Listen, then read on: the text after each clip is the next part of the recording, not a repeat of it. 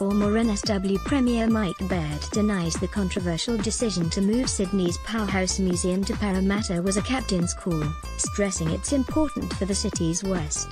Mr. Baird returned to NSW Parliament on Monday voluntarily to face an inquiry into museums and galleries, 19 months after resigning from the top job.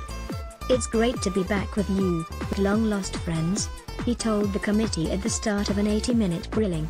In February 2015, a month before the NSW election, the then Premier announced the Industrial Science Museum would be relocated from inner Sydney Ultimo at a cost now projected to exceed $1 billion.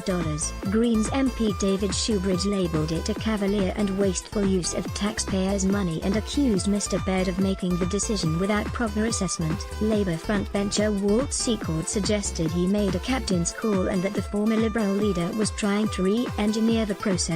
Amid heckles from people in the public gallery who are against the relocation, Mr. Baird denied the accusations.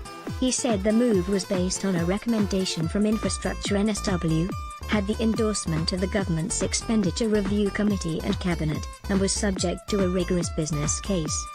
"We are making a great museum even greater. It's a once-in-a-generation opportunity," Mr. Baird said. This was long overdue in Western Sydney. He said it wasn't a new idea, claiming former Labour Minister David Bordier, now the Sydney Business Chamber's Western Sydney boss, flagged it back in 2010. Mr. Baird acknowledged the 3-year wait for a business case to be finalised was longer than you might expect, but it had delivered a great outcome. "As the Premier, it was something I was very proud of, and I look forward to seeing the Berejiklian government deliver what will be a fantastic facility for the people of Western Sydney," he said. Premier Gladys Berejiklian on Monday insisted it is the right decision and said she, too, was proud of the slated move. "Why shouldn't Western Sydney also have iconic cultural institutions?" she asked reporters.